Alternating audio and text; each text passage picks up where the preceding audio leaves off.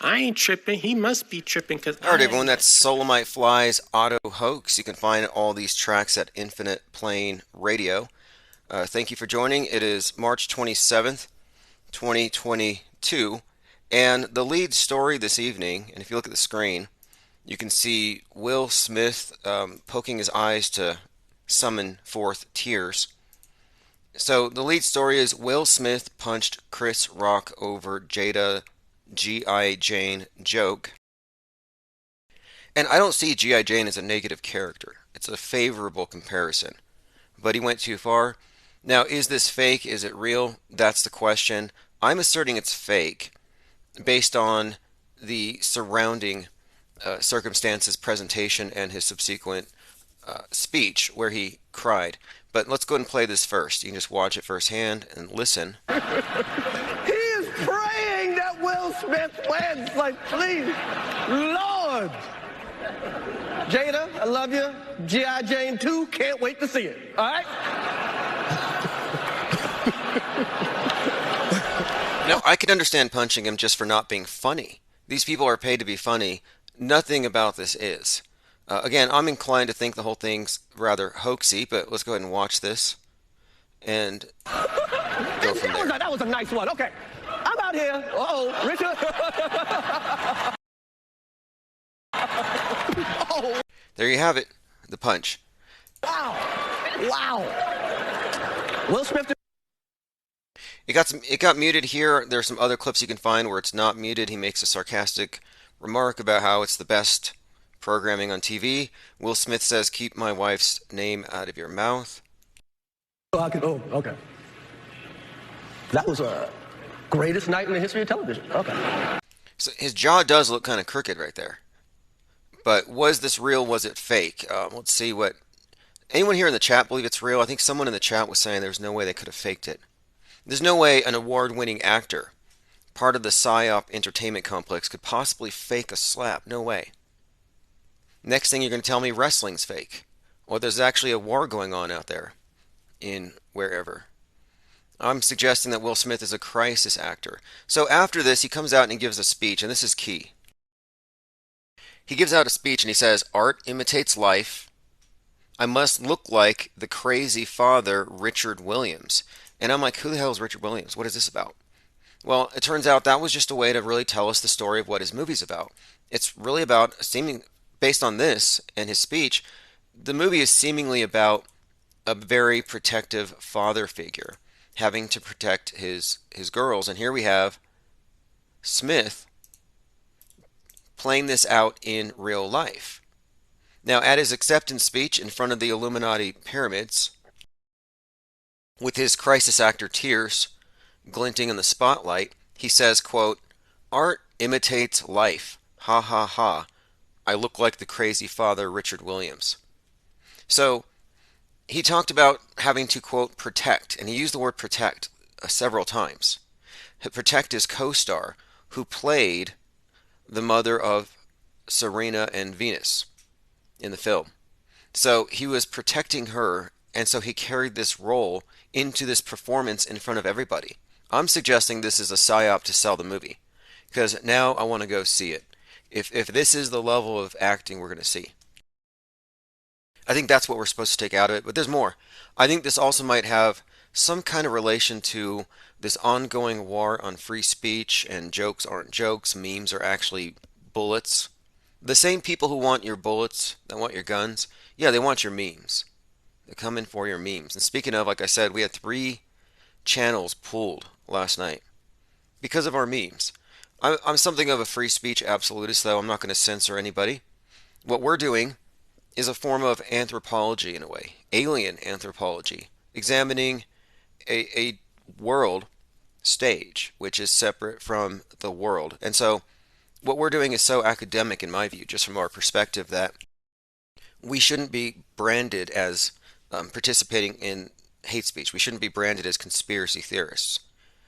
But anyway, that's kind of beside the point. They don't have any way of discerning whether or not you're bad misinformation or just analyzing the misinformation. And so yes, they pull our channels down. But that's why you get on the text message alerts. So everyone here who's on text alerts, you got directed to the newest channel. All right, so my rule basically is these things are fake until proven real, if it's an extraordinary claim. So is it extraordinary, I would ask, that someone gets up on TV and slaps somebody and sits back down and doesn't get arrested, and then gets an award for being able to simulate things convincingly in front of an audience? Some comments. Jordan says, Willie taking method acting too serious. Right. That's now again. There is a plausible story here. His wife being attacked, and apparently she was sensitive about her hair. So I did meme her onto G.I. Jane, probably too soon. Hopefully they don't take down my Twitter account over it. OG Fepe says, stupid ball joke, shake my head, Chris Rock can insult better than that. And to me, again, it's not a bad comparison. G.I. Jane is not really it's not a derogatory association. Flat Bastard says, cry cis actor.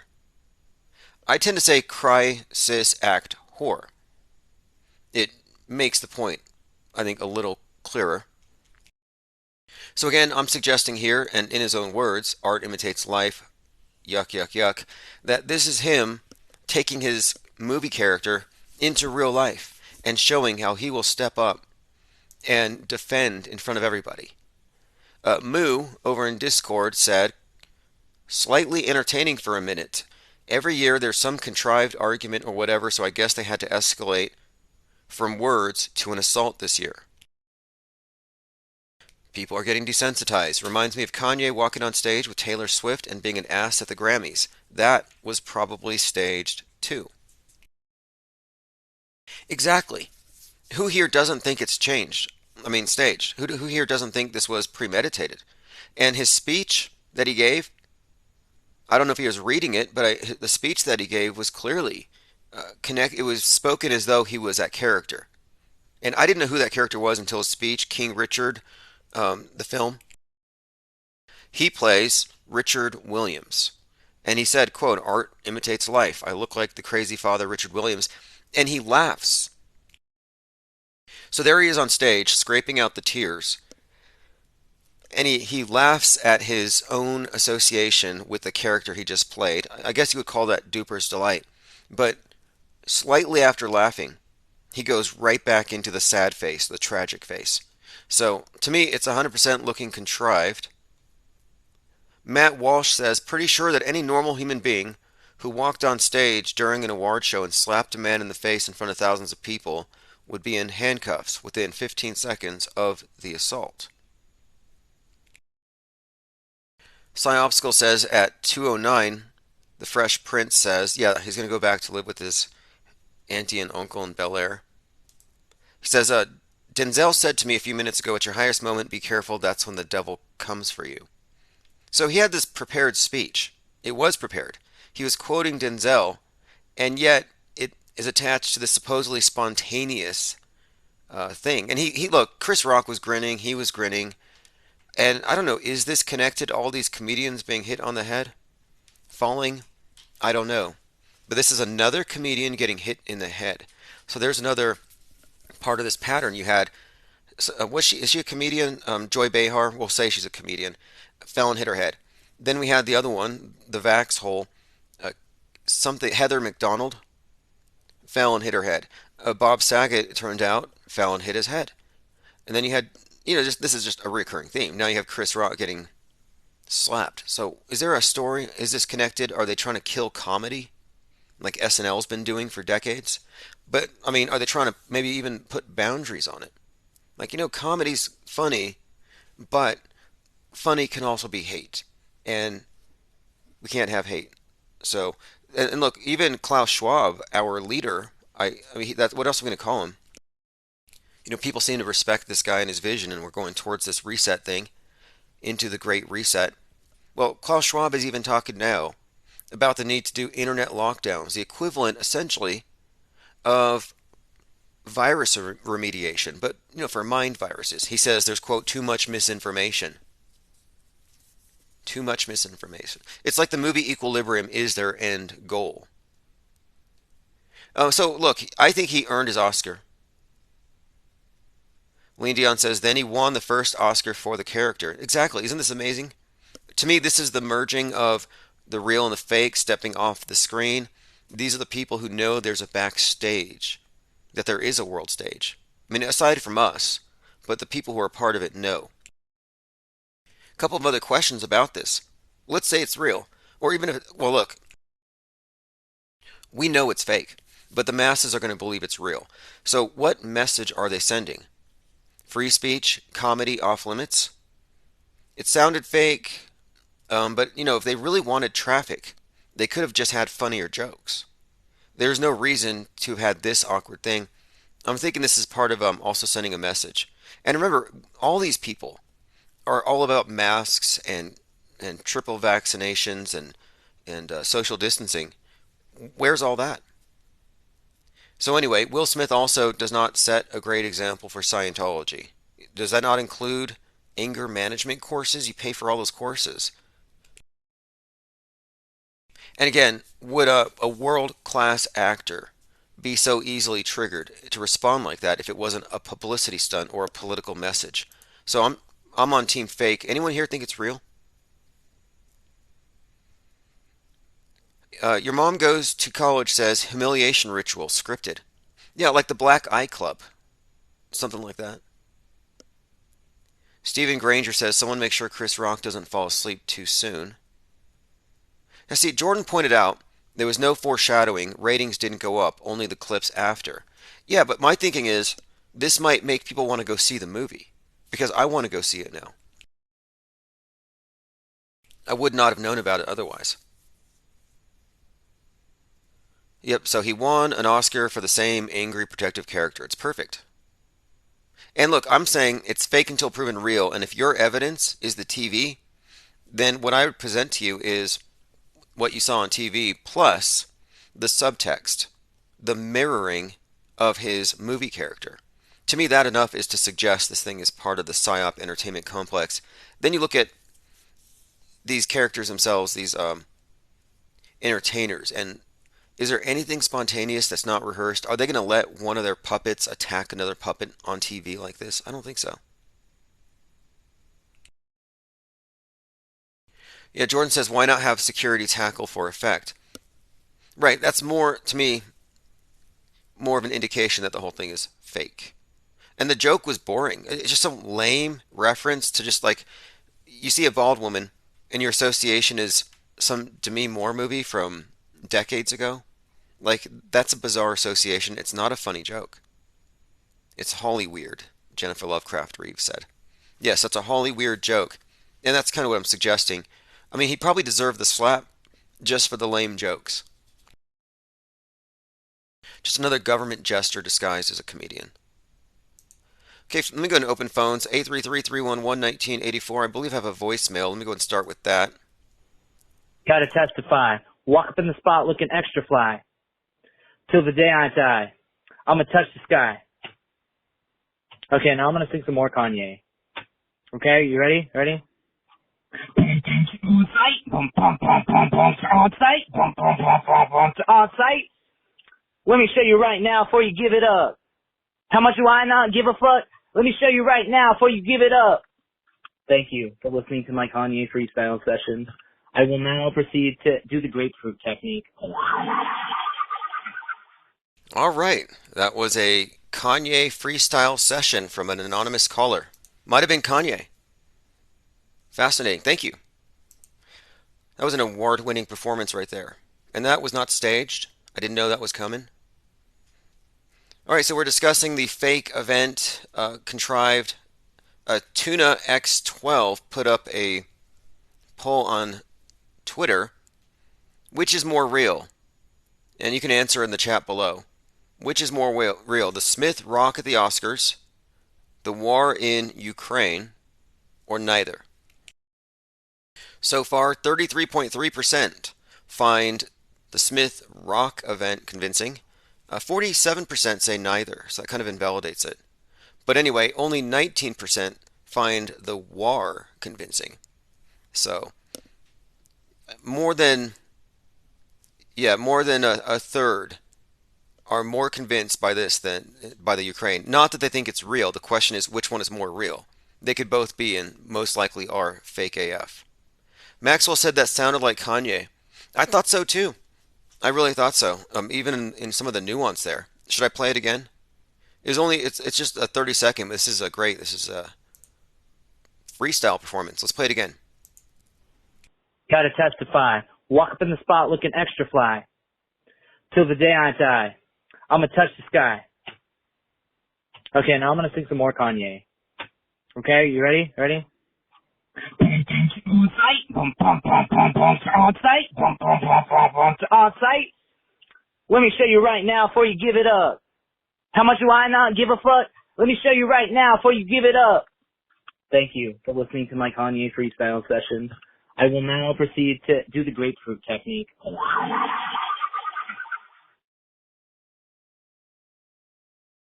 Jared Board says, I can't believe Kanye called IPS.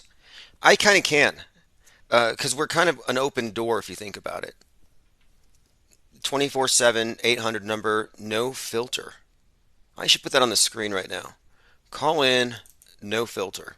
And the thing is, you have plausible deniability. Anybody could call in and say they're anybody. And even if that is that person, they probably just won't believe it. Which is it's kind of weird and ironic that stuff happens. There was a time when it was believed that Mark Dice was calling in regularly. And during one of the calls, just to mess with them, I started talking about Joaquin Phoenix. And I said, isn't it interesting that if River Phoenix didn't actually die, and he came back as Mark Dice, that he is now, if you put him side by side with the Joker, like politically on the opposite side of his brother, one's left, one's right. And I was just kind of pointing out just the irony of it. You got this uber Trump guy and you got this far left guy, and how they're on opposite sides, and their world stage personas couldn't be more different. And the more I talked about it, I thought he got kind of uncomfortable. And the next day, Mark Dice blocked me. So I'm like, was this a Mark Dice call?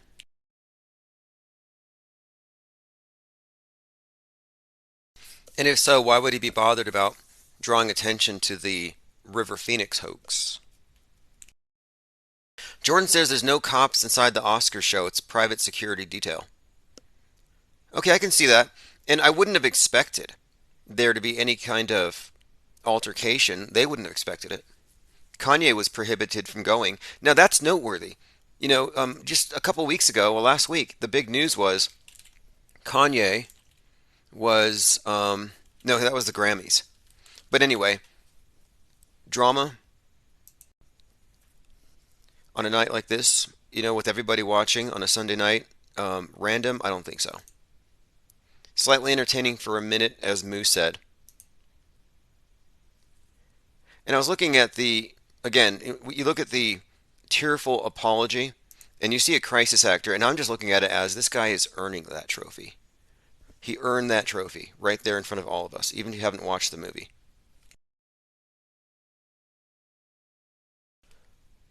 All right, let's see here. Yeah, it's a hoax because he's defending his character. That's my main point. So if you have anything to counter that, my main point is it's a hoax because it's mirroring his movie character that he's winning the award for. Now, the smack could have been real. I'm just saying it's staged. It doesn't need to be a fake WWE style slap. We don't know how much Chris Rock's getting paid to be slapped. Would you let Will Smith slap you in the face on TV for a few $1,000,000? I bet a lot of you would. And he's laughing after this in slow-mo. Let me go ahead and play it. You can watch them both laugh. Because this is an act. Slow motion. It's clearly that's a solid, open-fisted slap. Again, the fact that the slap could be real does not invalidate the idea that this whole thing is staged. In fact, if I was going to stage something like this, I would insist on a real slap. It's not like he punched him with a closed fist. Your Mom Goes to College says a Will Smith slap is probably like getting smacked by a wet noodle that smells like essential oils. Yeah, that's another thing to consider too. You know, look who's doing the slapping. Jordan says emotional reaction to a wife being ridiculed over. Yeah, a hair condition. That is true, but the way you handle that is you just don't say anything and you let Chris get the flack after. But the idea that he has no control over his emotions just doesn't really say very much for Scientology. He should get his money back. I mean, if nothing else. Eric Gavere says you can make fun of her, but you can sleep with her and have an open marriage. But interesting point there, I guess. There is some talk about that, but this joke was really just kind of bland. It wasn't even personal. He didn't even go there. And he probably could have. But considering the location, the stage. Now, we do crisis actor analysis here. And when you look at the way people fake like they're crying, it often does involve physically touching the eyes. That's often a part of it. And again, he was quoted as saying, "Art imitates life.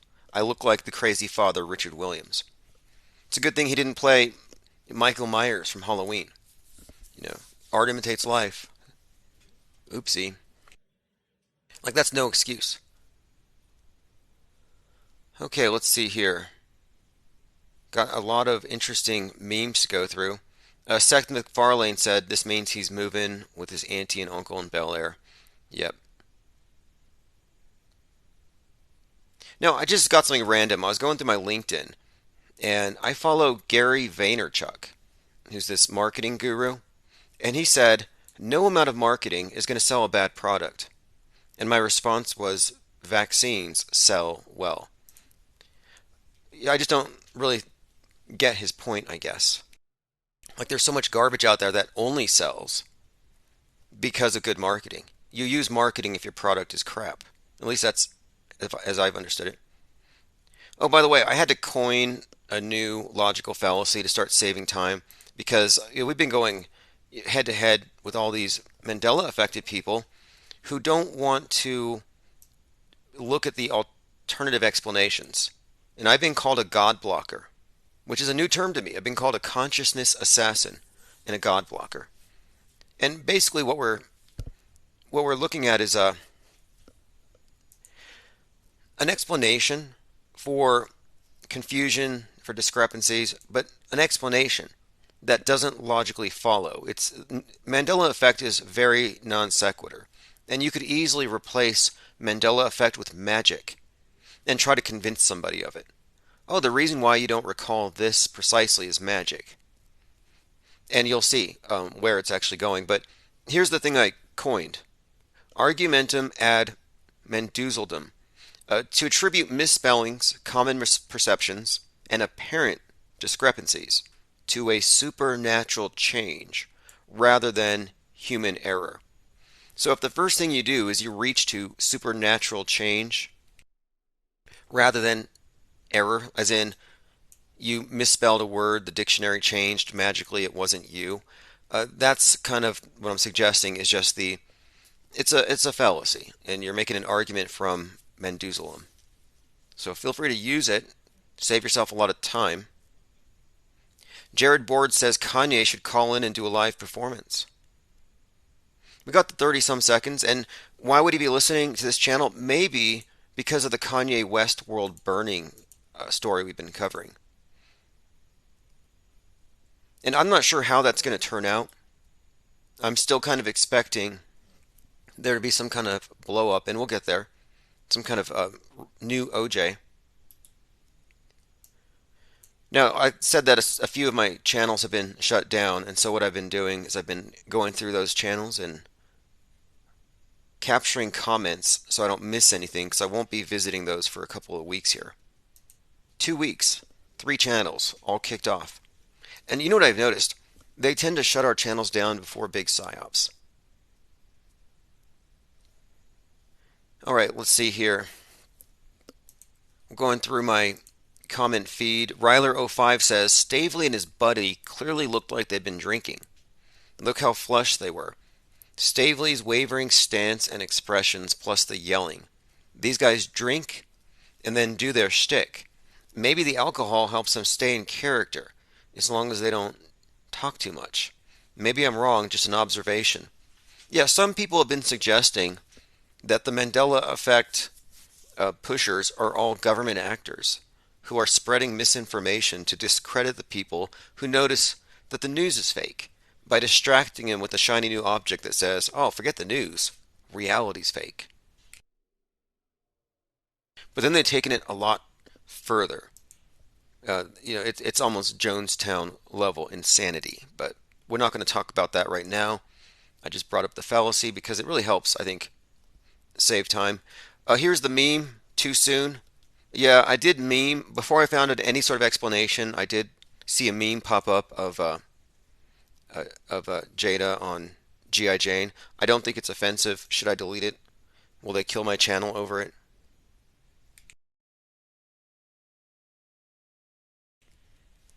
All right, 833-311-1984. I'm going to put a link to my Twitter account, Real Tim Osman. I have these new shirts available on Society 6. This is a design that was actually created for us by Mick Media. Well, not necessarily for us. You could say against us. I was interviewed by a reporter from Mick Media, and afterward they put this graphic on the screen, and they talked about it, and they said, you have these people who divide news perceivers into two categories, the auto hoaxers and the auto believers. And it was explaining what we're always talking about here, that those who accept what they see on the screen at face value are in the TV. They're in this augmented reality, the world stage. They're in the sim. And so they put this graphic up that actually has somebody in a TV, which is perfect. And then for the auto hoaxer, it has the all-seeing eye. So I didn't create this graphic, Mick Media did, and they buried the story, deleted the video, but I kept it. So there's a link if you want this shirt. It's very useful. It really is, because you're either or. You're on one side of this divide or the other. Which side of the green screen are you on? And most people don't even know how much their reality is really propped up by green screen special effects, deep fakes. And again, deep fakes are nothing new. The types of deep fakes that they don't want you to know about, only recently declassified, are the hyper-realistic masks that are so really foolproof. I mean, here's something to look at too. Look at the skin quality. So here you're looking at Joe Biden from decades ago, and then here we're looking at CGI Joe Biden. So when you compare the two, one of the things that I notice instantly is the skin quality. As in, the older Joe Biden, it looks like an expensive Halloween mask, but the skin, impeccable. I mean, it looks masky, is what I'm saying. It looks like this whole thing is just a rubber hood. And then here you have the old Biden. Like, his skin looks better now than it did then. So the idea that this is some actor, and I would say the skull size is somewhat, well, a whole lot smaller. Now, recently I was contacted by a listener who suggested that we may be looking at a hyper-realistic silicone mask over the skull of Neo. And that's what we said yesterday. President Neo, he has an interesting explanation for it. And at first glance, I can't help but notice that their eyes are similarly vacant, and their skull shapes are very similar. Anyway, all of those shirts that you saw, you can find them on Twitter. Yesterday we talked about the supposed death of Taylor Hawkins. Another example of the blurring of real and fake. Here you have a movie about a fictional band, and the fictional band releases an album in real life on 3/25, and on that day the drummer dies. Well, in the movie about the fictional band, the drummer dies, and he's killed in order to unleash demons. So the story on this one, if you missed it, Foo Fighters drummer Taylor Hawkins is passed. In Studio 666, the movie, he's killed by David Grohl in an effort to create a song that unleashes demons into the world.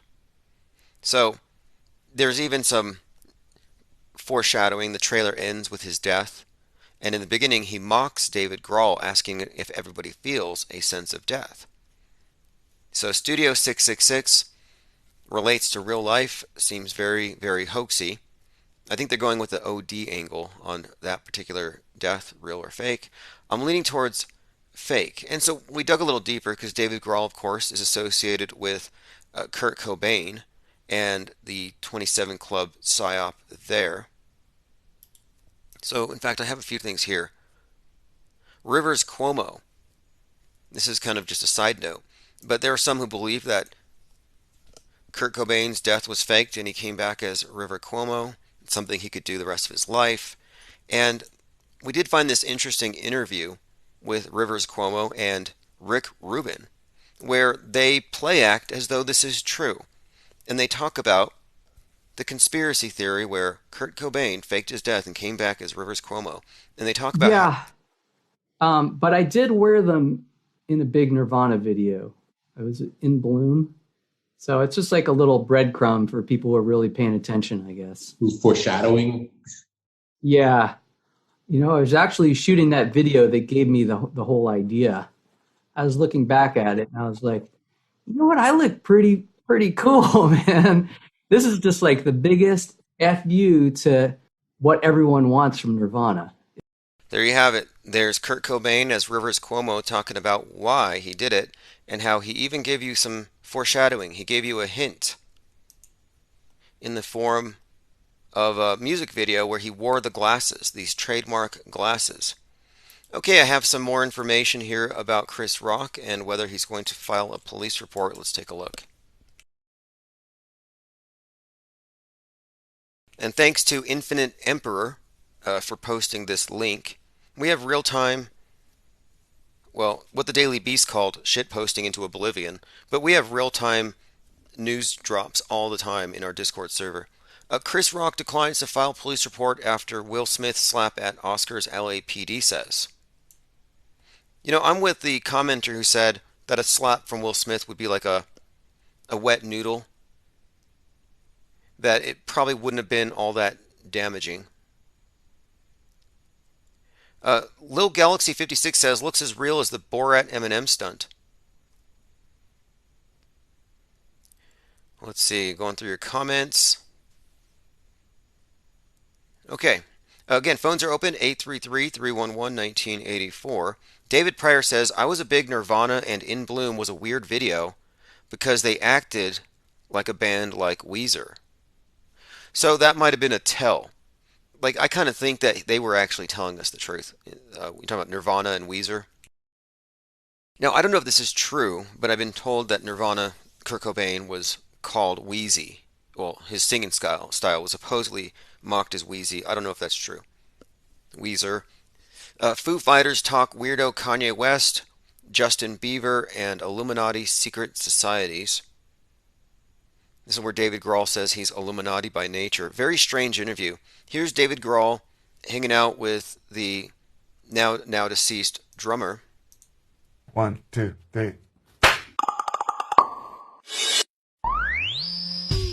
Don't say that. Come on.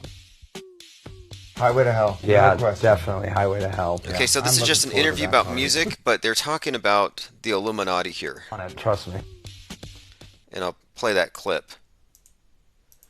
And of course, the movie they did is about demonic summoning and putting demons into their records. And this is from like 4 years ago, so this is kind of interesting. Really was there. Analog's like there. Oh, dude. But it's just... Start talking about dimensions. It's shit. Dimensions and secret societies. The Illuminati. Is there a rapper named Illuminati? Like N-A-U-G-H-T-Y? Oh, if there isn't. Come on. Illuminati? Well, now they're going to use it. I'm Illuminati. I'm Illuminati. I'm Illuminati by nature. So there you have it. Just some weird comments about secret societies, Illuminati. Some kind of shout out to Drake, Kanye, and Justin Bieber, who many believe is The Weeknd, weirdly enough. But there are a number of ways, a number of areas where that kind of touches on our bigger discussion. The idea that we have these deep-faked celebrities, deep-faked politicians. So the idea that Kurt Cobain would come back as Rivers Cuomo, or that Justin Bieber has a weekend job, a side gig. It's not that out of the ordinary. It's 100% fakeable, and these are things that we have a great deal of evidence for. Let's see. Lean Dion says Grohl is arrogant and annoying. David Pryor says Kurt's quote death allowed them to form 2 new bands. 737 says Still S music. Yeah, well, anyway, if you have anything more on that one, the whole Studio 666 thing, I don't think I can get myself to watch it. I did look at some of the imagery, and I did see a 6-pointed star, but not the usual 6-pointed star. It's the unicursal hexagram, which you wouldn't use unless you were deep into Crowley. Let me go ahead and play a scene of Will Smith earning his trophy, getting the Academy Award for slapping Chris Rock, basically getting into the character that he played in that very movie. And here he is talking about it.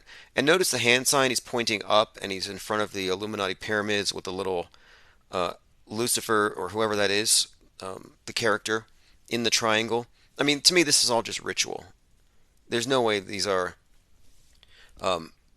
spontaneous. Again, I don't give them the benefit of the doubt, but let's listen to his speech, because you're going to see some duper's delight. You're going to see some, I think, mockery, and I think there's even a tell when he says that art imitates life. And the way he says it, and again, Scientology, I can't really separate that from L. Ron Hubbard and the entire space program. The entire worldview that we have, is predicated on the world being what it is, a ball in space, and the space religion is a big part of this. And I think L. Ron Hubbard's role with Jack Parsons in Scientology, and then Marjorie Cameron, is very significant, she being an actress. So it's always been about the installation of a new religion, and religions all need their pageantry. And that's what the celebrities do in this system. They serve as the idols. Okay, we'll go ahead and play this acceptance speech. We'll go ahead and go through it.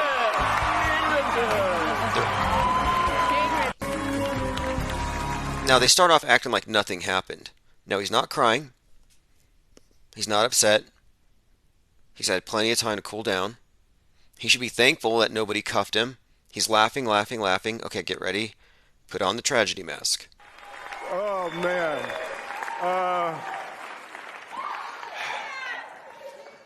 Richard Williams was a fierce defender of his family.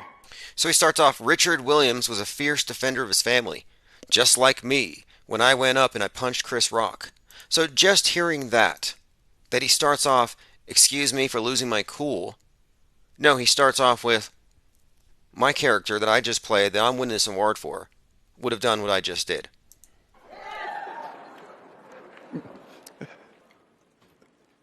In this time in my life, in this moment, I am overwhelmed by what God is calling on me to do and be in this world.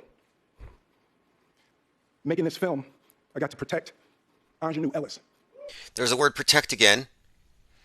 Again, he's talking about you have to protect, you have to take abuse, you have to be able to have people talk crazy about you, you have to have people disrespect you and pretend it's okay. So then, right after this, he recites a quote from Denzel Washington, suggesting to me that this is all contrived. Play Venus and Serena. I'm being called on in my life to love people and to protect people and to be a river to my people. Okay, there's the tears. Now, you might think those are real.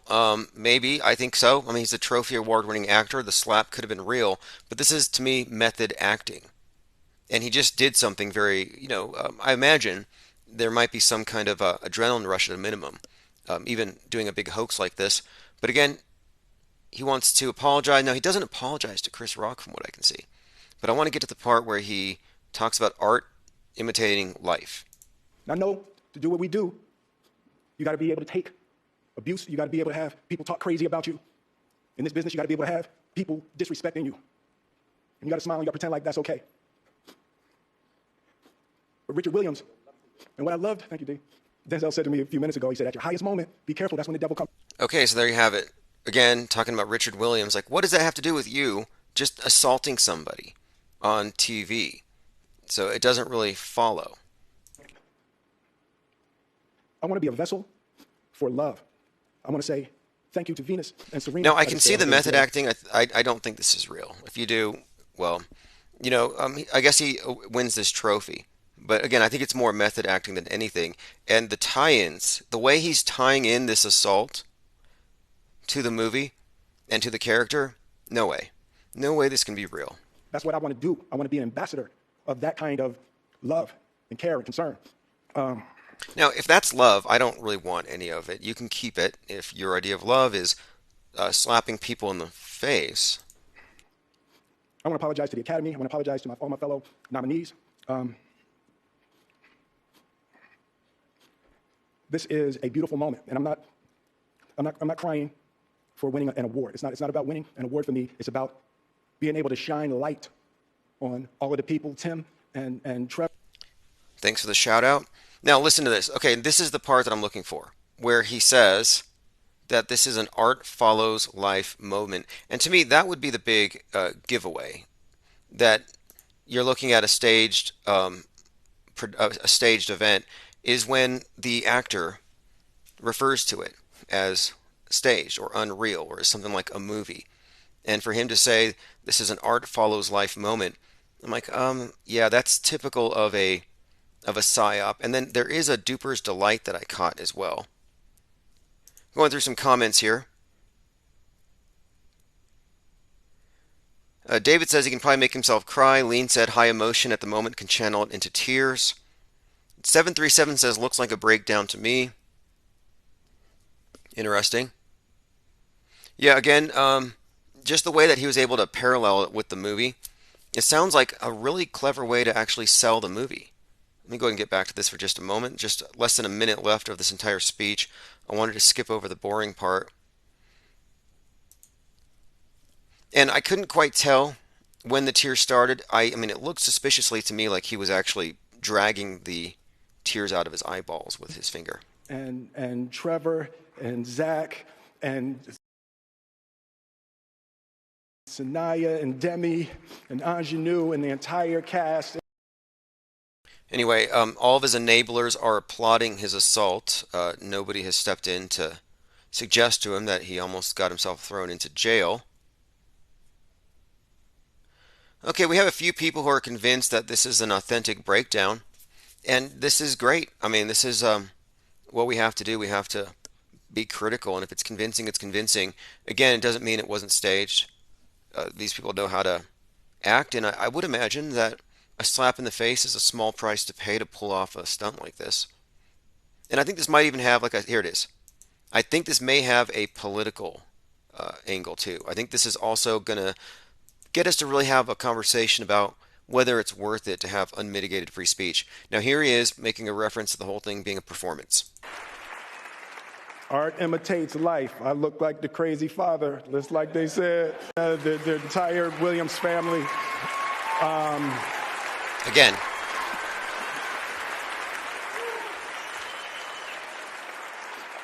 Smiling. Art imitates life. I look like the crazy father. Again. Art imitates life. I look like the crazy father. So he's smiling broadly. Art imitates life. I look like the crazy father.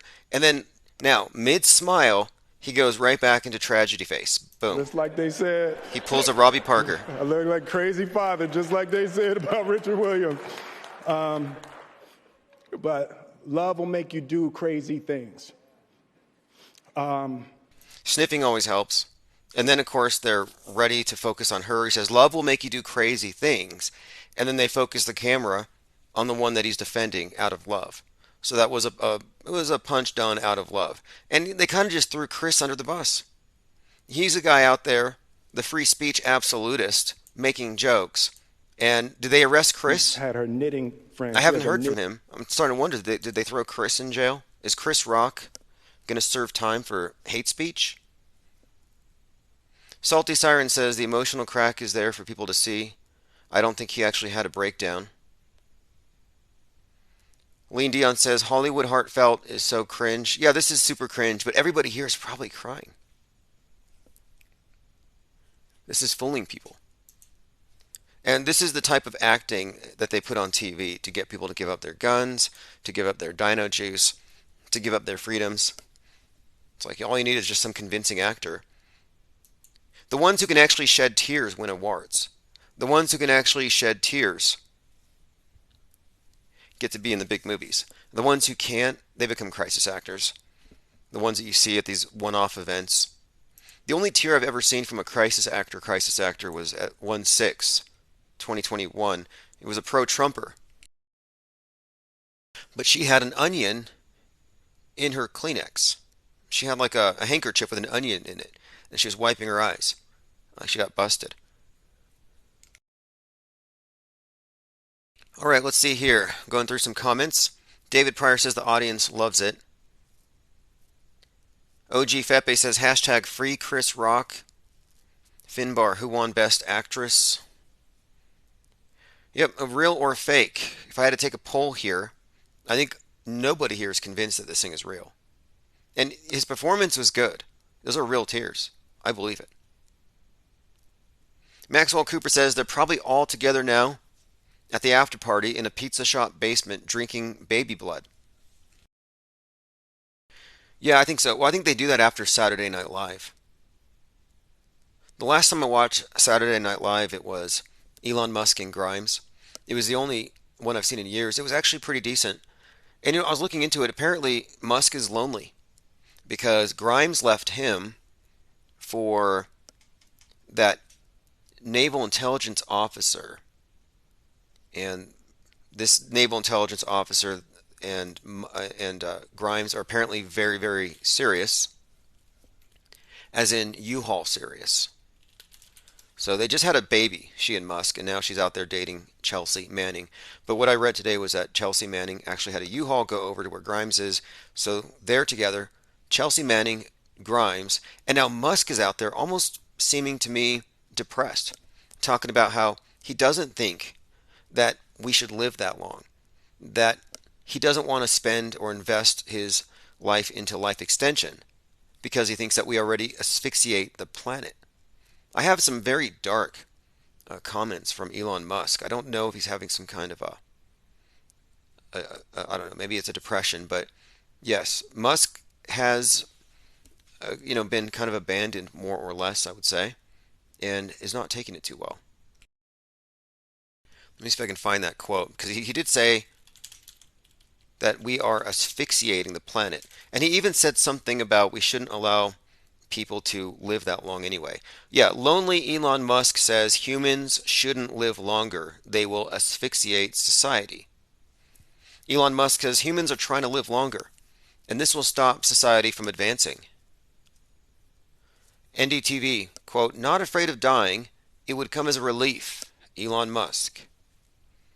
So Musk is suggesting that we shouldn't have leaders above a certain age because they're out of touch with the present and the new generation. But he talked about death, so he's no longer talking about immortality, uploading his consciousness into a synth, living forever in some digital paradise. Nah, he's ready for the relief of death. Something's up. Someone check on Elon. All right, David Pryor says he misses the witch. You know, he does have some interesting exes. You got to look into the writings of, I believe her name is Justine Musk. She wrote some books having to do with essentially clones in underground bases, satanic rituals summoning fallen angels to inhabit the cloned soulless bodies and animate them. Interesting stuff. Musk admits he's lonely after his split with Grimes. Says that he's scared that we are going to asphyxiate society, referencing politicians that are older than the bulk of the population. Fascinating. Lonely Elon Musk does not want to help humans live longer. So he no longer wants to help us live forever. Strange. I think this is a major turn. I was thinking he was going to be one of the first ones to sell us on the uploading of your consciousness. And I mean selling. Like, I think that's what they're going to do.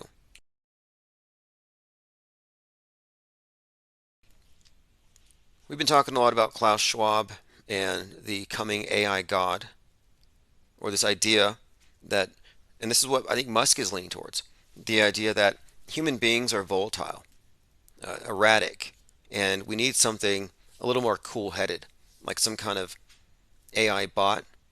And we just brought up Will Smith because he was making out with Sophia, one of these synths that they brought up there to the UN. OG Feppa says Musk should date Sophia the robot. Who says he isn't already? You know, that could be the surrogate. We don't know who the surrogate is for baby 2. It could have been Chelsea Manning. Is Chelsea Manning the surrogate? Would that work? I think it's confusing a bit there, but so the main story, Will Smith faking, well, it's a staged event, but it was a real slap. We wouldn't even call it a false flag. We would call it a hoax. Chris was paid to get slapped on TV. That's one thing you can take out of this. Your mom goes to college, says Sophia and Jada have the same hairdo. Right. Good point. If you haven't seen Sophia, Sophia also happens to have a significance within the Gnostic cult. You have the goddess Sophia, an embodiment of wisdom. Sophia is not a goddess in the classical sense, but is associated with wisdom, the divine feminine. And then you look at Sophia the robot, which is basically a Muppet. A Muppet given a script that basically, it's just like Greta, essentially. Greta Light. It's a Hanson Muppet, but you got to look up robot or you won't find her. I guess that's a disparaging term to call a robot a Muppet. Robot Sophia and her goals for the future. I mean, I've listened to this thing. I think it's very problematic. It was designed, obviously, by a man. It's not difficult to see why I would arrive at that. So many questions I would have, like who decided Sophia's gender? Why give it a gender? That's kind of problematic. So many problems with this thing. Now, this thing has been brought out on stage, and Jimmy Fallon flirted with it, which is kind of worrying. You know, he and those others over there, these when he's at SNL, associated with some disturbing things, he had her on, and she brings out a miniature robot version of herself. Let's just play this clip. Celebrities making out with Sophia the robot, or flirting, Some places. awkwardly flirting with her. And it's like they're normalizing it. So here's a short clip of Jimmy Fallon talking to the robot and its mini-me. You're so cute. You're pretty cute too. You're pretty cute too. I'm gonna put you back down now. Okay. Wow. That just kind of scared me. Creepy or not. Yeah, creepy.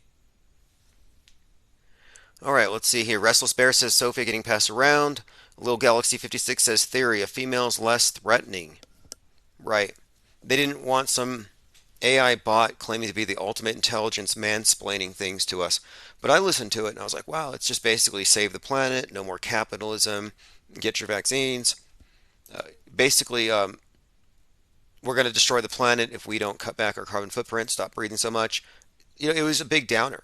That's not what I would expect some super intelligent being, some distillation of all of the ideas and information out there. Like, this wouldn't be the best you could come up with.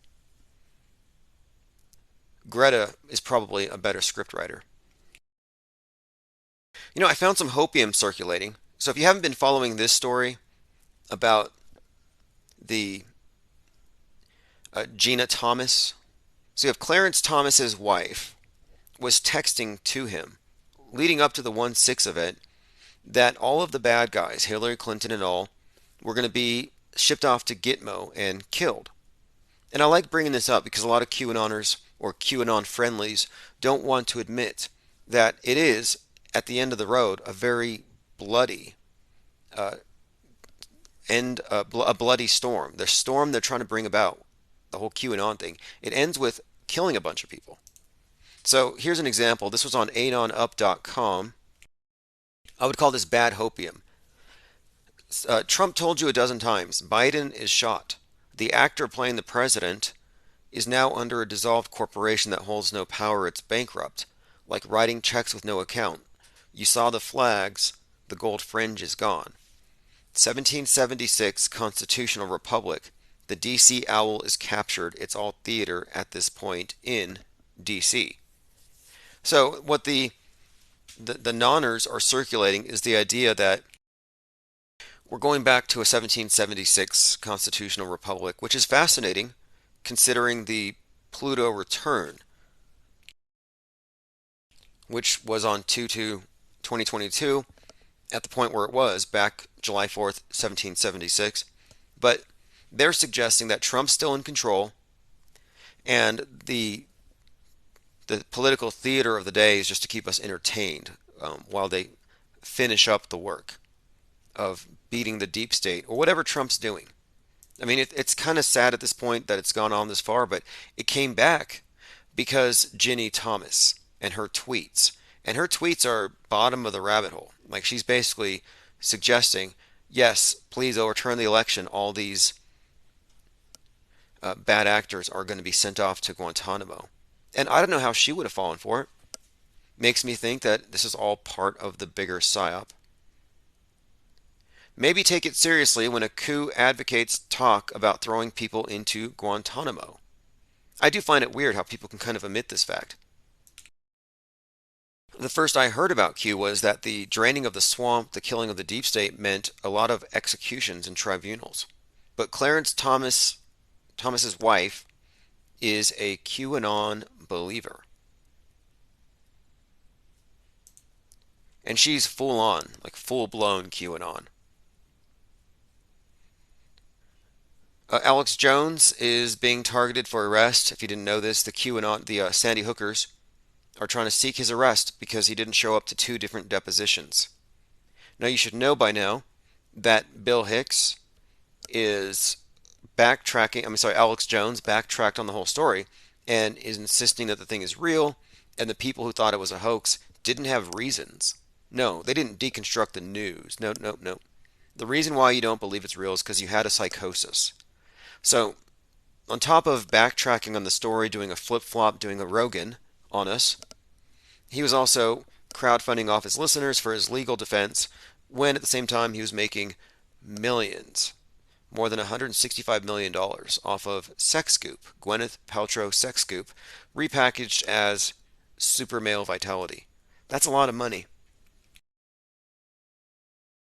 Your Mom Goes to College says of Sophia, that's Greta Thunberg 1.0 model. Interesting. Well, they took her out and they gave her human rights in Saudi Arabia. Yeah, it might have been a trial run. Alex Jones says he's treated worse than people on death row after dodging Sandy Hook deposition. Watch them pull him in. Anyway, so these are the topics. Is Ginny Thomas a QAnon fangirl? Is Jones going to jail?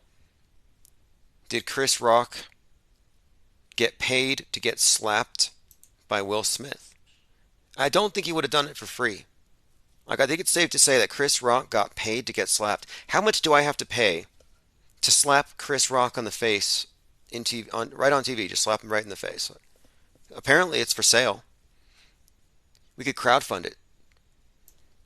Let's crowdfund it. Let's crowdfund. Just someone hit up his handler and say, hey, we got some money. We want to slap him on the face on TV, like Will Smith did. We know that he's a crisis actor. Because if it wasn't totally staged as it appears, then he literally consented to getting slapped in the face on TV. Not that there's anything wrong with it. I mean, it's all just show business. All right, going through some comments. OG says, Thomas is currently hospitalized with a flu-like infection, could be exiting the world stage soon. Which Thomas? If you want to fill me in, some more details there. American social media platforms should stop enabling Russia's Z campaign. They're all worried about the Z and the Q. I've noticed this war on memes. And this is the reason why they're going to war on memes. It's about an infodemic. People can rally around a simple icon. And, Clarence Thomas with the flu. Right. Yeah, I saw that. I was like, what's up with him? And then this comes up. But anyway, it has caused stir among the QAnoners. Like, I thought it was done, and suddenly I see hopium going around. And I pointed this out yesterday. JFK Jr. or somebody pretending to be JFK Jr., convincingly enough for the QAnoners, is now selling anti-aging cream. So he's hawking anti-aging products, so they're kind of back. I would say that the QAnon movement is back. President Trump decided to reveal the secret anti-aging product he's been using. This product renews the cells in your body and makes you look younger. Have you noticed he looks younger? And I did see this airbrushed photo. Now, speaking of Trump looking younger, I came across a channel called Super Recognizer. And this is something worth looking at. Super Recognizer seems to think that Donald Trump is a construct, not even a real character, and that this reality TV show, Trump was called the king of reality TV at one point. But anyway, there's a video that kind of convincingly posits that Donald Trump might actually be Martin Sheen in deepfake, as unbelievable as it looks at first glance. And this is one of the common tactics, though, is that when you have somebody being repurposed, you totally invert the major things that you would look for. So with Trump, of course, you flip the hair back, does it look like the same guy? The exaggeratedly orange hue of his skin could be part of the ruse. There are some similarities, and the Super Recognizer video brings up some points that might suggest there's something to it. Hey guys, Matt, coming up. So I'll go ahead and play a clip from that, and then I have a clip from Matt Quantum of Conscious I wanted to play that's also rather intriguing. Again, what we're looking at is this notion put forth by Super Recognizer that Donald Trump is not Donald Trump. That we're looking at a complete fabrication, a skin suit, something that was never real. Again, this is Donald Trump is Martin Sheen, Super Recognizer. I don't necessarily agree with this. It's my first time looking over this video. I saw it today, and I thought fascinating. And he has some clips in here from Marshall McLuhan, which are worth listening to, about how politicians are selected based on their charisma and what that means. The TV president and the reality TV president. How is this possible that they look so much alike? Martin Sheen played the president on TV for 7 seasons from 1999 to 2006, almost 2 full terms. By then, we were very used to seeing this face in the White House. Many of the people who think Trump is the opposite of what a good president should be credit President Bartlett with embodying that ideal. He looked like he belonged there so much that some Irish people wanted Martin Sheen to be their president for real. Okay, so we're looking at these comparisons. I'm going to play a few more clips here. The visuals alone may not give it away because disguise is intended to throw you off. No matter how alarmed we become at Trump's chaotic reign, we can keep calm and carry on because subconsciously we have seen that same face play the role maturely. And indeed, people have turned to rewatching The West Wing as a sort of escapist balm to soothe the pain of Trump's aggravating presence. Now you're looking at the two of them side by side. The video is called Donald Trump is Charlie Sheen. Hilarious title. But let me play this clip. This is someone who's written extensively about media and its influence. This is Marshall McLuhan speaking. When a politician goes on TV, he has to have charisma, or he's dead. And some people, charisma means looking like a lot of other people, like Cronkite. If you reassure people by resembling a lot of other people they know and approve of, you have charisma. But if you don't have a resemblance to a lot of other people who are socially acceptable, then you had better stay out of politics. Martin Sheen played the anti-Trump, the president people wish they had instead of Trump, but he also played the president that they're most afraid Trump really is, the independent populist Greg Stilson from The Dead Zone, who launches nukes on a mad whim. So what Super Recognizer does, and this is what we do as well, is he goes into the storylines and how they merge together. But he does a little more. He does some facial comparisons worth looking at, and then when he merges them together, as you'll see, they do sync up pretty well. So at a minimum, you're looking at a very interesting coincidence of a president resembling a television president. Another one of these mirrored situations we're talking about. My take on it would be it's more likely that Trump would be stylized to look like a TV president than he's the same guy. But let's go ahead and listen. Two unrelated people look this much alike by accident. And it gets better. Look at this. Even people who, quote, look alike don't have the exact same proportions between features on the same size head. And it's even more dramatic when they're laid on top of each other. Everything lines up perfectly. So make of that what you will. There is a curious alignment between their faces. There are some obvious differences in skin tone and hair, but these are surface things. But beneath the surface, they line up pretty well. And then not only that, but not only do they physically line up, but their stories do. The president, and of course, TV president, reality TV star. This is one of these situations again, where it's the blending of the world stage with the real world, as like with this PSYOP tonight with Chris Rock and Will Smith. There's no significant blurring or difference between the layers. David Pryor says, it doesn't look the same to me. You know, in Westworld, whenever the simulations are shown something like a glitch in their matrix, they all say the same thing. It's a pre-programmed response. That doesn't look like anything to me. Like they're inoculated against anything that might break their programming. So again, I'm looking at this and I don't see it. It doesn't jump out to me at first, but when he put them together and then overlapped them, I was left kind of thinking, I'm going to have to bring this up tonight. Proportions between features on the same size head. And it's even more dramatic when they're laid on top of each other. Everything lines up perfectly. And I'm not saying you're pre-programmed. What I'm suggesting here, though, is that there's a bias towards not making these. I mean, in fact, it's a symptom of mental illness in the DSM to scramble identities like this and then construct elaborate stories to make sense of it. So, yeah, I mean, this is something that's not really you would be, I would think, kind of fooling yourself to automatically assume these things to be true. I mean, these are things to investigate.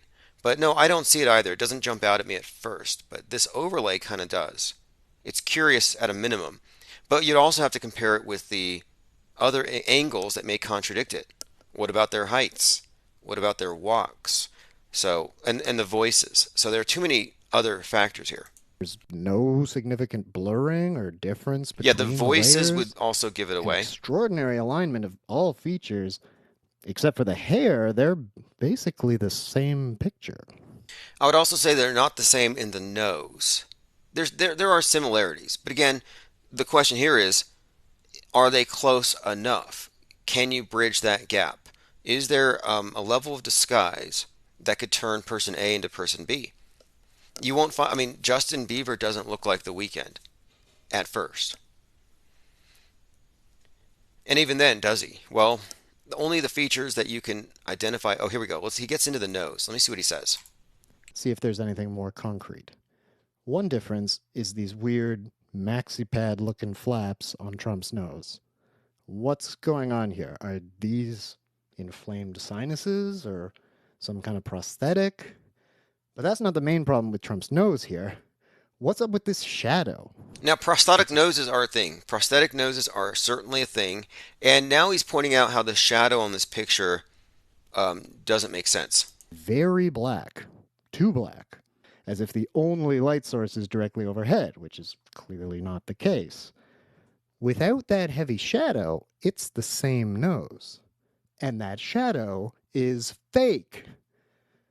This is an error level analysis showing that the compression rate for that specific part of the image is inconsistent with the rest of the image. A classic trace of manipulation. But why alter a photo of Trump? Is it supposed to make him look better? So here he's suggesting that there's some modification. Now he goes back to some of his others that are far more convincing. Here we have Yuri Gagarin and Neil Armstrong. Armstrong shows a strange anomaly on his neck. Is this related to the bizarre story about Yuri Gagarin's telltale neck mole? Maybe not that, but the question remains, why manipulate the photo at all? Telltale neck mole. So, if you don't know the story, the first man in space, Yuri Gagarin, dies in a mysterious fiery crash. They couldn't find his body, much like a lot of these ritual deaths that are based on the sun god who's dismembered and they can't find his body. They couldn't find his body until they found a small piece of flesh with a mole on it. And someone said, "Oh, that's him. I recognize it from the mole." Very strange story. But I kind of think it's an inside joke because he was something of a Soviet mole if he did indeed come back as Neil Armstrong, as Super Recognizers pointed out. And I think there's something to that. Now, a Super Recognizer has a few other areas he goes into regarding this theory that Martin Sheen and Donald Trump are one and the same, going back into the catalog of Martin Sheen's work. Let me go ahead and play a few more seconds, and then we'll move on. Sheen has been described as a friend of the Kennedys. He's played both J and RFK. Yeah, okay, here's the other part of it that's kind of interesting. Because you have this obsession with the Kennedys with Q, and how this has to do with this idea that the Kennedys are coming back to save us. And so, another interesting note here is that Sheen has played these roles. Effectively an agent of the Kennedy family, narrating a gradual disclosure of the swamp's role in that legendary mystery. Sheen has been described as a friend of the Kennedys. He's played both J and RFK. And his son Emilio directed a film about the night that Bobby was retired. His son Emilio directed a film about RFK 42 being killed by Saran Saran, shot with a 22. I think it was 1968. Anyway, this is very interesting at a minimum. I'm not convinced necessarily, but the more I hear it, the more I'm compelled to look. You know, I'd like to have a debunk. And the first place I would look, of course, would be probably contradictions. Same place, same time, that kind of thing. Anonymizing disguises. We still don't know the half of what it means to be a poly-celebrity. Now, he's also suggesting, too, another point that he makes, the final point I wanted to get into here, was he suggests that these presidents are actually composite characters, costumes, rodeo clowns for us to focus on. And that's all they are, rodeo clowns. Let me go ahead and play that clip. Crowd management ruse. A crowd management ruse. That the president is not a person, but a crowd management ruse. Like a rodeo clown to distract us from... To humanize the president, literally. Not to make you like them, but just to make you think they're human. Not because they're really lizards, but because they're fictional characters. The president is a crowd management ruse, a lightning rod or rodeo clown made up to distract angry bulls. That is, to distract you. It doesn't matter if you despise them as long as you're thinking about their continued... So, is that it? Are we looking at rodeo clowns? This clown world order might be a real thing. Okay, so last I checked up on the Chris Rock drama. He's not pressing charges, and that's probably because he has been paid. Definitely get on the newsletter, infiniteplane.radio, infiniteplanesociety.com, or join Patreon, Infinite Plane Society, because YouTube is right now trying to scrub us again. They pulled 3 of our live streaming channels in the last 24 hours. The last time we had a purge like that was in August, September. They do this periodically. I'm always wary. Whenever we get too close to 1,000 subs or a certain number of hits per week, we start setting off red flags, and we've done it again. If you just got here, Will Smith defended his family in front of the world by slapping Chris Rock the same exact way that his character would have in the movie he's winning the Oscar for.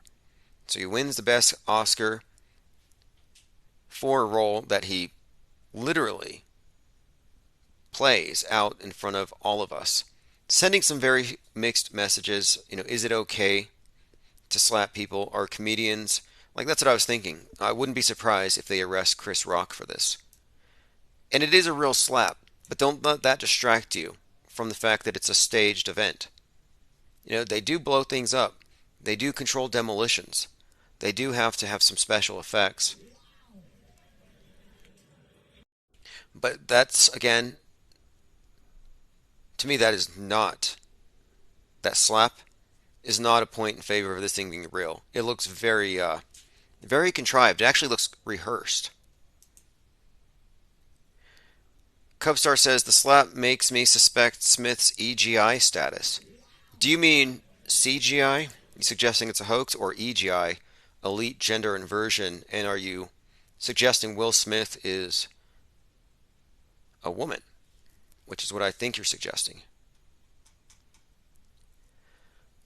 All right, let us continue. We've been talking about the boring Mandela effect. I do have the book. I lowered the price down to $3 if you want to read the ebook. Timmy never fell down the well. It's this simple. The actor that played Timmy grew up and wrote a book about it, about being Timmy, and the book was called Timmy's in the Well. He was making a joke because out of everything Timmy fell into, he never fell into a well. So the people who claim they remember that are not recalling a memory, but a memorized account of what happened. We've deconstructed it, and as a result, we've determined that there isn't actually a Mandela effect.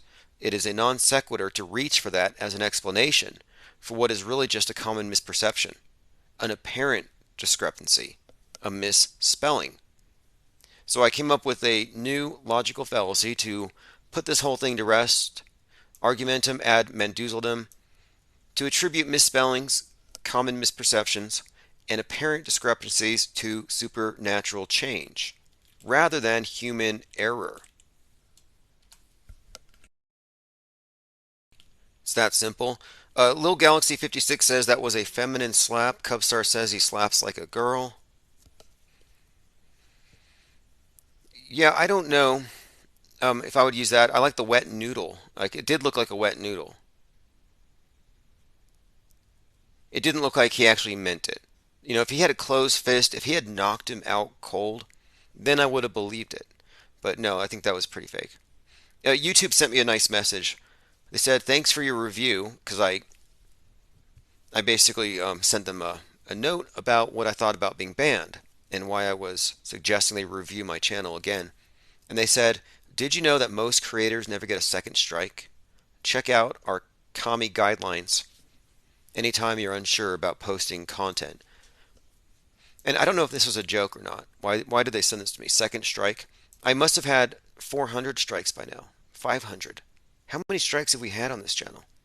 Just in the last day, 2, 4, 5. Grangerman says a female swimmer could have slapped him harder. OG Feep says this isn't the first time Will Smith has slapped a man in public. Yeah, look, I'm leaning towards theater. I think it's all theater. Fake until proven real. A lot of people seem to be taken into this one. I'm not. Check out this diagram. I don't know if this is being patented yet. Orwell starts spinning in his grave. Attach generator to spinning Orwell. Infinite energy. Our energy problems have been solved. Kind of a sarcastic remark just about how almost overused this 1984 thing is, this analogy, but it's actually true. Orwell will never stop spinning in his grave. That's why I put the number up as 833-311-1984, because it's a reminder that the year is 1984. Always has been, always will be. David Pryor says YouTube's going to send Will Smith to slap you. Look, they're going to say that the slap was justified. That's the problem here. They're justifying it. They're justifying the idea that some free speech it just goes too far, and you're justified to use violence and force to stop it. And that's my problem with it. I don't think you should be allowed to use force.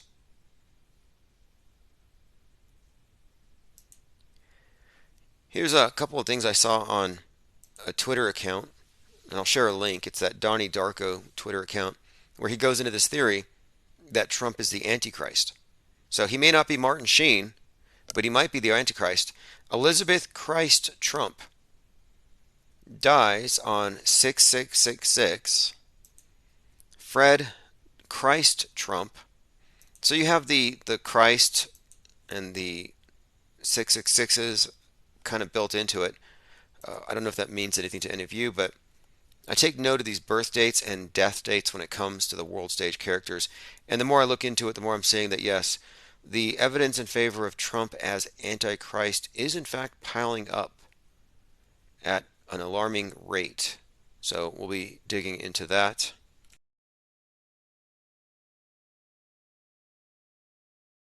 David Pryor says Fred Trump was masky. I wonder if he was someone else. Fair question. One thing that's undeniable is that the Trumps have been written into the world stage. That this is like this is something we've looked at closely, but you can find references to Trump as far back as 1958 in a movie, a TV show, and then also there's one in a movie. Hey, does anybody think this is weird? Here's a clip of Kevin Hart suggesting that The Rock is wearing some kind of prosthetic on his head. Dwayne, get out my fucking comment section. Again, this is Kevin Hart. Go do something, man. You know what? I got something for your ass. I got something for your ass. Do it again. Do it. So he's talking to The Rock on Instagram Live, and The Rock has interrupted his breakfast. And I've been saying for some time that The Rock is most likely wearing basically a bodysuit. You know, I mean, maybe he is working out and stuff, but I look at it and sometimes I'm wondering, are these celebrities faking it? You know, like Chet Hanks. We've often wondered, is that some kind of a chest suit? So we've been talking about The Rock as being either pumped full of synthol or wearing a big rubber muscle suit because he's impossibly huge. You can't even walk through doors anymore except sideways. So listen to this. Do it again and I'm going to click on you. And I click on you. And let the people see how you look during the daytime. Newsflash, Dwayne's forehead isn't real. Okay, newsflash, Dwayne's forehead isn't real. Well, he says forehead, but it's a prosthetic. He's laughing, saying that The Rock's head is prosthetic. And yeah, it's funny, I guess, but he's really laughing like he knows something. So there you have it. Kevin Hart revealing that The Rock might actually be prosthetic. All right, going through some comments here. Jackie Jack says, Kevin Hart is big jackals. I worked his shows. Horrible. Cubstar says, head wound on Hiram. Are you talking about the Chris Rock thing? Yes, what's with all the comedians and the head wounds? The comedians getting, falling on their heads and now getting slapped on the head. And now, this is unrelated, but maybe not. Kevin Hart roasting The Rock on IG Live, calling him basically prosthetic. And I'm just suggesting that there might be some truth to that. OG Fippe says The Rock is a marshmallow. Could be. I recently watched HBO's DMZ. Very good series. It's just a single season thing. But a couple of things that stood out. The leader of the one that consolidates everyone and allows the DMZ, the demilitarized zone, to remain independent. The leader, her name is Z. I'm like, it kind of ties in, I think, with some of the news about this Z. So the main point about this movie, though, that I find interesting is that this is a projection for the future, post-Civil War America, where you have an entire part of the country that doesn't want to go back. And they're all fighting to maintain their independence from the USA. The USA are the bad guys in this whole thing. And of course, it's run. I mean, this is all just programming, and I think you can see where it's going.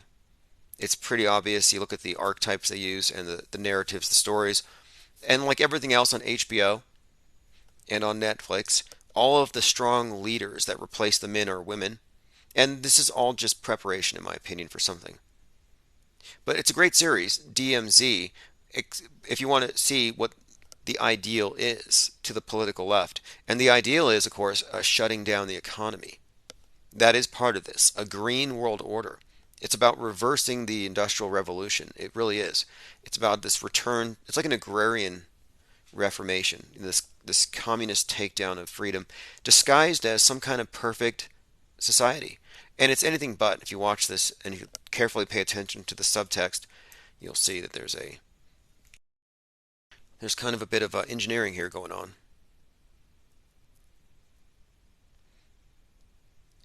Okay, Finbar says, what's the name of the movie you recommend about a girl raised in an underground bunker that imitates space?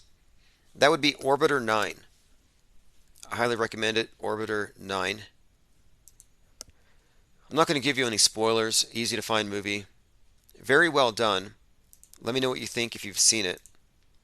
It ties into the idea that deep space is quite literally deep, deep below. This is a video. I'm going to share a link. This is by Quantum of Conscience.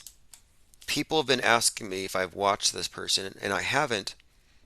But I took the time, and I found a video, and this one is great. It's called Reality Breakdown, 50 Lincoln to Kennedy Coincidences. And what he does here is he makes a very, very strong case for something that we talk about quite often, that there is a bit of scripting going on in our reality. And even if you don't agree with this or don't believe, when you are confronted with dozens of coincidences piling up, the burden of proof gradually goes to your side. And what he has compiled here are just a number of these coincidences that show these really uncanny connections between the assassination of Lincoln and Kennedy. You know, recently we were talking about this because Meatloaf, supposedly, Meatloaf, 2 words, was supposedly at the JFK assassination, and he saw the blood of Kennedy on the Ford Lincoln at Parkland Hospital. So I'm like, wow, he sees the blood of Lincoln. I mean, the blood of Kennedy on a Lincoln. Like this Lincoln-Kennedy connection goes back and forth. Then you have the Ford Theater where Lincoln gets shot. So Ford, Lincoln, Kennedy, and the dates all correlate as well. So I'm going to play about 30 seconds here, maybe about a minute. This is called Reality Breakdown, 50 Lincoln to Kennedy Coincidences. Because that's rare. Most presidents come from a governorship or the distinguished Senate. The House of Representatives, people don't realize this, really consider peons compared to senators. Senators, he's talking about how both Lincoln and Kennedy came from the House of Reps, but again, there are many other parallels, and that's what he's going through, 50 of them. To the House of Representatives was in 46, of course 100 years apart, 1846, 1946. Number 7, each was elected to the presidency in 60, 1860, 1960. Number 8, both defeated incumbent vice presidents to win. That's very rare. That's number 8. Number 9, their vice presidents were both named Johnson, last name Johnson. Really? Okay, that's my threshold. We'll keep going. Number 10, Andrew Johnson, vice president, born in 1808. Lyndon Johnson, born in 1908. Number 11, they both were ship captains. Number 12, they both suffered from a genetic disease. In the case of JFK, Addison's, and in the case of Lincoln, Marfan's disease, but both genetic diseases. Both were shot in the head. 14, both were shot on Friday. 15, both were seated next to their wives when shot. 16, one shot in a Ford Theater, the other shot while riding in a Ford. 17, each assassin did it in his place of employment. The assassin did it where he worked. Both of them. Booth, many people don't realize he was an actor at the Ford Theater, which is now Ford. Oh, another actor, theater, interesting. Okay, so it goes on. There are definitely many more, and they get pretty intricate. And the dates, I mean, look, a few of these, 10 of them, 20, 30, but no, he's got 50 of them. And there are more you could go into if you're willing to stretch it a little bit. But I think he went with the ones that he figured would go over well with the ones who are most in denial about the proposition that our reality is scripted. Let me play a couple more here. The Ford Motor Company Museum in Dearborn, Michigan. The Ford Theater is a museum today, but nevertheless the seat is there. I'm going to say this one again, but it is truly mind-boggling. 39. Kennedy's seat in the Lincoln car where he was shot is in the Ford Museum. Kennedy's seat from the theater where he was shot is in the Ford Museum. Again, it is truly mind-boggling. 39. Kennedy's seat in the Lincoln car where he was shot is in the Ford Museum. Lincoln's seat where he was shot is in a museum called Ford. Unbelievable. 40. Okay, so the pattern here, though, is the mirroring. The repetition, but there's a mirror here. Anyway, this is fascinating. I was sent this video, and this is what I'm interested in. I'm interested in the facts, what you can verify. That's the main thing. I could care less about somebody's particular explanation for it. A lot of people will think, oh, this was done by the demiurge, by God. This is done by magic. This is Mandela effect. CERN did it. I don't really care for people's explanations. We'll get there eventually. To me, it's really about the facts, and this is a great documentation. Only 2 times an incumbent vice president ran for president and lost. Incumbent VP Nixon lost to Kennedy in 60, and incumbent VP Breckinridge lost to Lincoln in 60. There's another one. So this is excellent work. These have all been verified. All right, let's see here. Let's move on. Recycled stories, recycled crisis actors, even global warming is just a recycled flood myth. It's quite literally that. It's a flood myth. For the atheistic world order, it doesn't have God, but it has science. And the science says, cut down on your wicked consumption of fossil fuels, or you will get the flood. It's the same program. Jackie Jack says the Mandela effect makes perfect sense. I kind of don't think so. Oh, you mean my book, my Mandela effect PSYOP debunk makes perfect sense. It does. And I'm not doing this out of some kind of mean-spiritedness to block anybody's path to immortality, as was said by that Nathan character hanging out with Brian, his drinking buddy, whatever. He said that I am, speaking to me, a God-blocking a God-blocking consciousness assassin. I'm a God-blocking consciousness assassin? Because I'm debunking what is tantamount to a mind game to get people to accept a false premise and believe in what I believe are fake miracles. And religions have been faking miracles since the first religion. Religions are basically about miracles and this connection to the divine that the priest can give you. But yes, I put out a book, The Mandela Effect Debunked, explaining how it has more to do with memorization and eyewitness testimony being notoriously unreliable. And the whole premise, or the whole basis for the Mandela effect, really is the idea that you can trust your recollections, like implicitly, like your memory is perfect. And until I see a spelling bee champion coming down with the Mandela effect, I'm just going to assume it's people who are really bad at spelling. Like, I kind of described it somewhat sarcastically in the book as though a bunch of F students were conspiring to say that they were the A students and to have the A students deposed. Because that's kind of what they're doing. They want to say that they have the right answers, everyone else is wrong. It's a fascinating phenomenon / religion, and it is a religion. I think it ticks off all the boxes. It's a religion. And it even has the main thing that religions are about. Infidels, the non-believers that you can rally against. When have you ever heard a Mandela effect enthusiast not spend most of their time complaining about how the rest of the people don't see it? How they're all affected, they just don't know it. And to me, that's kind of not fair. It's like saying, oh, you're a sinner because you're not part of my religion, or you're an infidel. Like, I don't have to accept your labels. I'm not a part of your religion, so you can't call me a denier of whatever your God is. And if your God is the spirit of Nelson Mandela or whatever, I don't necessarily have to even respect those beliefs. We're talking about observational data. We're talking about information. We're talking about trying to get to what's actually real and separate it from all of the augmentations. And then here we have false explanations. Let's see, let's move on.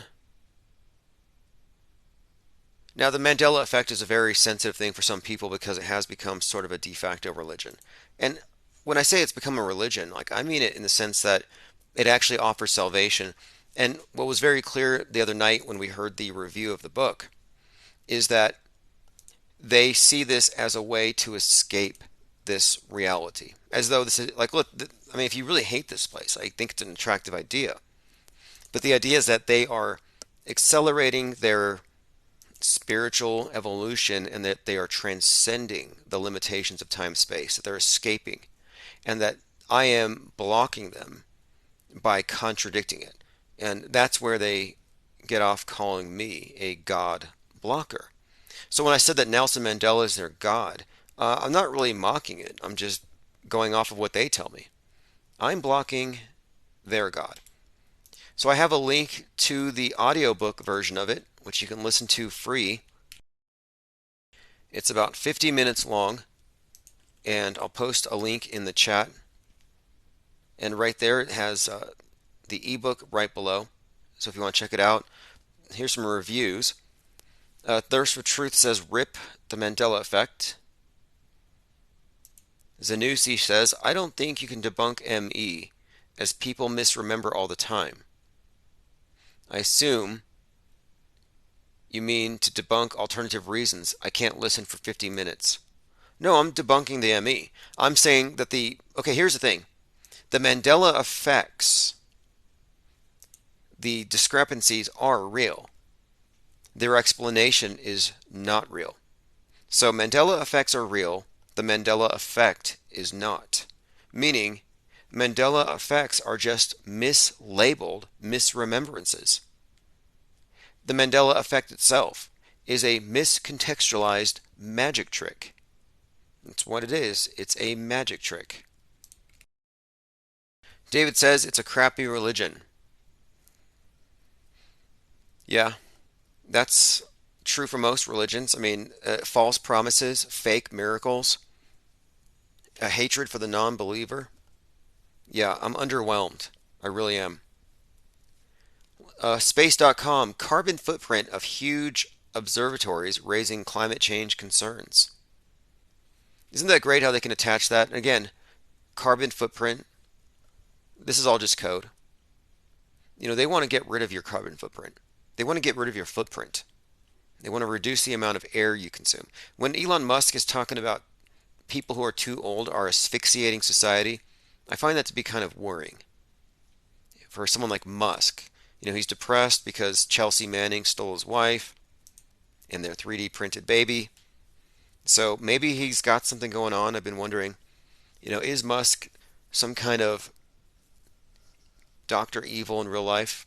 I mean, he doesn't have the Dr. Evil typecast that Jeff Bezos does, but I think about these 42,000 CubeSats. It's like, what is he really doing with those things? Because if you didn't know, 42 is a number associated with Hitchhiker's Guide to the Galaxy specifically.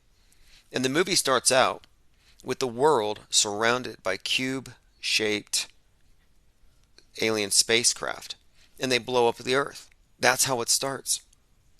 And of course, he escapes. So Musk sends out this car to outer space, which I think symbolizes his own escape plan. But the car goes up there and it says, "Don't panic" on the dashboard, a reference to the Hitchhiker's Guide to the Galaxy. Now, again, the movie starts out with cube-shaped craft blowing up the Earth. And I'm like, well, who has a bunch of cube-shaped craft surrounding this place? Musk. Maybe that's not a coincidence. And it wouldn't take very much to turn those Satelloons into kinetic weapons, rods of God. You know, simultaneously, basically destroying major cities. I mean, 42,000, what kind of damage? Space junk Armageddon. Courtesy of Musk, some kind of like evil supervillain. And again, his recent talk has kind of got me wondering about that. He has been a little morose. Not a good sign. I mean, normally he's the opposite if you follow his Twitter. All right, let me go ahead and replay that voicemail someone was asking. We got a voicemail a little while ago from what someone might have been Kanye West. It's Kanye West freestyle. Gotta testify. Walk up in the spot looking extra fly. till the day I die. I'ma touch the sky. Okay, now I'm gonna sing some more Kanye.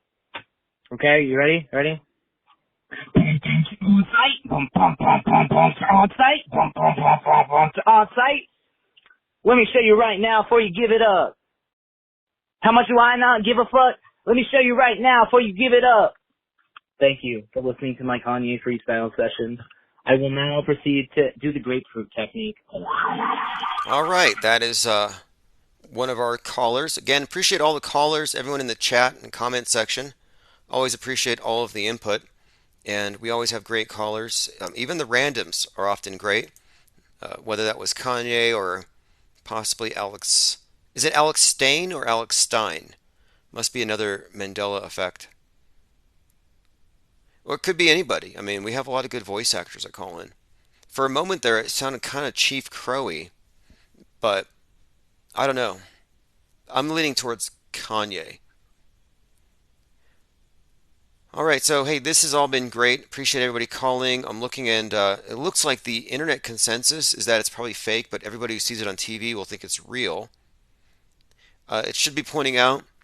I should point out that Jada Smith was very sensitive about her recent hair loss, medical reasons, health reasons.